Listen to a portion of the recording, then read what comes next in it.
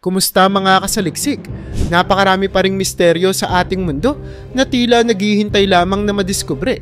Mula sa napakalaking Utahraptor na ginawang hari ng kalikasan noong panahon ng mga dinosaur hanggang sa mahiwagang Cryolophosaurus na namuhay sa yelong kalupaan ng Antarctica, sasamahan ko kayo sa isang paglalakbay sa 10 pinaka-nakamamanghang extinct animals na nabuhay sa nakaraan. Kaya kung handa ka ng tuklasin ang nakaraan, simulan na natin. Number 10, ang tuso na Utahraptor. Ang Utahraptor ay isa sa mga pinakamapanganib at malalakas na dinosaur noong panahon nito. Bagamat hindi ito kasing tanyag ng kanyang pinsan na Velociraptor, mas malaki at mas nakakatakot ang Utahraptor. Isipin mo, ang Velociraptor ay 6.5 talampakan ng taas. Ngunit ang Utahraptor ay umaabot ng higit sa 20 talampakan at tumitimbang ng mahigit 1 tonelada. Bukod pa dito, nagtataglay ito ng parehong matulis na kuko sa mga likurang paa na ginagamit upang mapinsala ang mas malalaking hayop. Tulad ng Velociraptor, ang Utahraptor ay matalino at nangangaso ng grupo. Ang kanilang estilo ng pag-atake ay epektibo laban sa mas malalaking hayop, kaya't madalas silang maging tagumpay sa kanilang mga pangangaso. Sa kabila ng hindi pagiging tampok sa mga sikat na pelikula, tulad ng Velociraptor, ang Utahraptor ay nananatiling isa sa mga pinaka-nakakatakot na maninila noong panahon ng mga dinosaur. Sa kanyang laki at talino, ito ay tunay na isang apex predator sa kanyang panahon. Number 9, ang higanteng patagutitan. Ang patagutitan ay isang higanteng dinosaur na tumutukoy sa kahulugan ng salitang malaki. Isa itong napakalaking hayop na tinatayang 25 talampakan na mas mataas kaysa sa Argentinosaurus at tumitimbang ng halos 70 tonelada. Ang patagutitan ay hindi isang mabangis na maninila. Ngunit, sa laki at lakas nito, halos walang hayop ang makakatapat dito. Ang makapal na balat nito ay parang nakasuot ng matibay na baluti at napakahirap maabot ang leeg nito ng anumang maninila. Natuklasan lamang ang patagutitan noong 2014, kaya ito ay isa sa mga pinakabago at pinaka-interesanting dinosaur na natuklasan. Ang laki nito ay nagpapakita ng kamanghamanghang proseso ng evolusyon upang maabot ang mataas na mga puno at makuha ang kanilang pagkain. Tila wala talagang makakapantay sa patagutitan bilang isa sa mga pinakamalalaking hayop na nabuhay sa mundo. Number 8, ang marikit na Shastasaurus. Ang Shastasaurus ay kilala bilang isa sa pinakamalaking hayop na nabuhay sa karagatan na umaabot sa haba na 70 talampakan.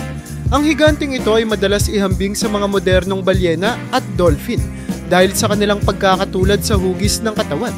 Gayunpaman, ang Shastasaurus ay mas malaki kaysa sa kahit anong hayop sa kasalukuyan na tumitimbang ng halos 70 tonelada.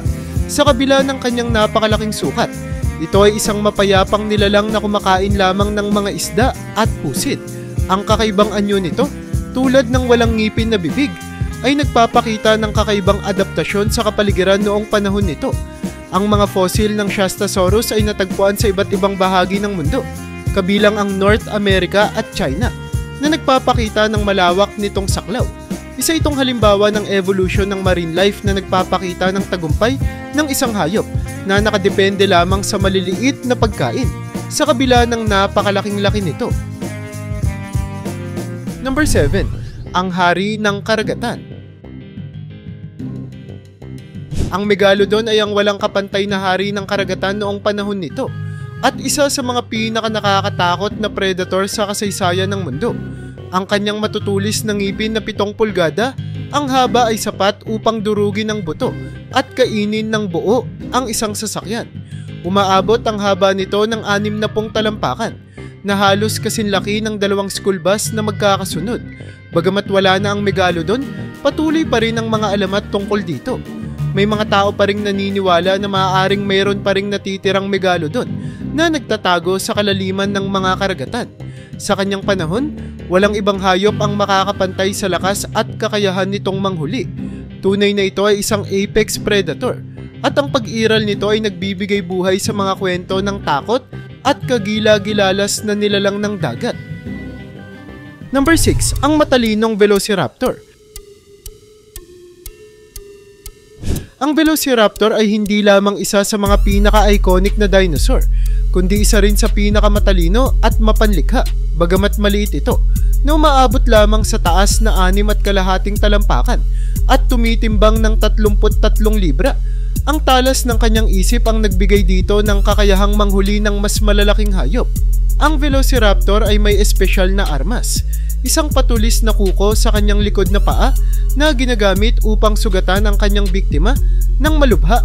Madalas iniiwan ang mga ito upang unti-unting mamatay.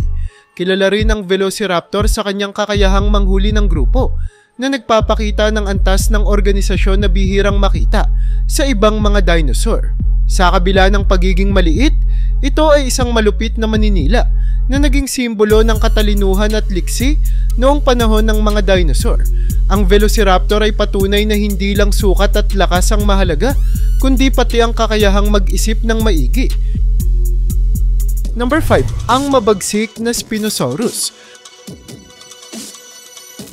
Ang Spinosaurus ay isa sa pinakamalaking carnivorous na dinosaur na nabuhay. Mas malaki pa sa tanyag na Tyrannosaurus Rex. Umaabot ito sa taas na mahigit 50 talampakan at may timbang na humigit kumulang 20 tonelada. Bukod sa laki nito, ang Spinosaurus ay natatangi dahil semi-aquatic ito, kaya't nag-aangkin ng kakayahang mabuhay sa parehong lupa at tubig. Ang kanyang matulis na ilong nakahawig ng buhaya at malaking palikpik sa likod ay nagbibigay daan upang maging mas epektibo itong manghuli. Ayon sa mga eksperto, ang malaking palikpik sa likod ng Spinosaurus ay posibleng ginagamit sa pagpapakitang lakas, pag-iimbak ng taba, o regulasyon ng temperatura ng katawan.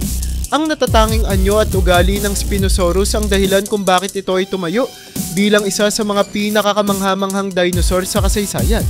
Ang kombinasyon ng laki, lakas at adaptability nito ang naglagay sa kanya sa tuktok ng food chain noong panahon nito. Number 4. Ang apex predator na T-Rex. Ang Tyrannosaurus Rex, o mas kilala bilang T-Rex, ay isa sa pinakanatatakotang predator na nabuhay sa kasaysayan. Ang halimaw na ito ay tumayo ng 40 talampakan at tumimbang ng halos 10 tonelada, na ginagawang isa ito sa pinakamalalaking carnivore sa kanyang panahon. Ngunit hindi lang ang laki nito ang kahanga-hanga. Ang T-Rex ay mayroong pinakamalakas na kagat sa lahat ng hayop, na kayang durugin ang buto ng kanyang biktima sa isang kagat lamang. Sa kabila ng kanyang malaking katawan, ang T-Rex ay kilala sa pagiging mabilis at maliksi, salamat sa kanyang magandang balanse at malalaking binti. Bukod dito, ang kanyang tahimik na paggalaw ay nagbibigay daan upang lusubin ang biktima nang hindi napapansin. Ang T-Rex ay tunay na simbolo ng kalakasan at kahusayan bilang apex predator noong panahon ng mga dinosaur. Number 3. Ang hari ng North Africa.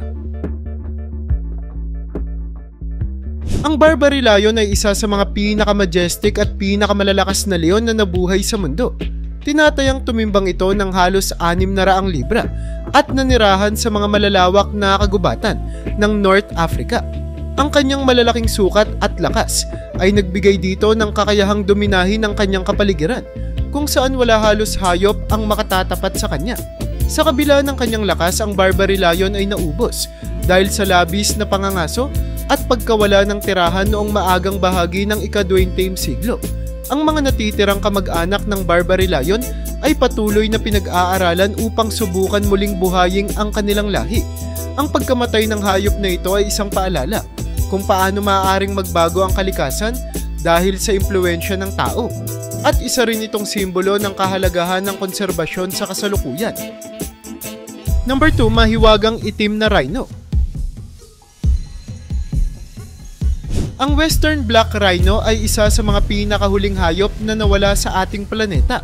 Sa kabila ng kanyang malalakas na katawan na umaabot sa 2 metro, ang haba at tumitimbang ng higit sa 1 tonelada, hindi nito na ipagtanggol ang sarili laban sa matinding pangangaso ng mga tao. Ang pangunahing dahilan ng kanilang pagkaubos ay ang pangangaso para sa kanilang mga sungay, na lubos na pinaniniwalaang may medicinal value, kahit walang siyentipikong ebidensya. Ang huling naiulat na Western Black Rhino ay nakita noong 2009 at opisyal itong idineklarang extinct noong 2015. Ang pagkawala nito ay isang trahedya sa kalikasan at isang paalala sa kahalagahan ng pagprotekta sa mga hayop laban sa iligal na pangangaso. Ang kanilang makapangyarihang presensya ay nawala sa ating planeta, ngunit nananatili silang simbolo ng kagandahan at lakas ng wildlife na dapat pangalagaan. Number 1, ang hari ng Antarctica. Ang Cryolophosaurus, na kilala rin bilang Elvis Presley ng mga dinosaur, ay isa sa mga pinakakakaibang dinosaur na natuklasan. Nahanap ito sa Antarctica, na nagbigay sa kanya ng pangalang Frozen Crest Lizard dahil sa kakaibang crest o tagaytay sa ulo nito.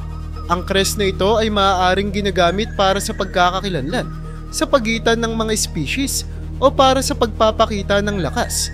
Bagamat hindi ito kasing laki ng ibang apex predator, ang Cryolophosaurus ay may kahangahangang kakayahang mabuhay sa malupit na klima ng Antarctica. Sa taas na 20 talampakan, pinatunayan nito na posible ang buhay sa ilalim ng matinding lamig noong panahon ng mga dinosaur. Ang pagtukla sa hayop na ito ay nagbigay liwanag sa kung paano nabuhay ang iba't ibang uri ng dinosaur sa iba't ibang kondisyon ng panahon. Ang Cryolophosaurus ay isang makapangyarihang paalala ng kakayahan ng kalikasan na mag-evolve upang harapin ang hamon ng kalikasan.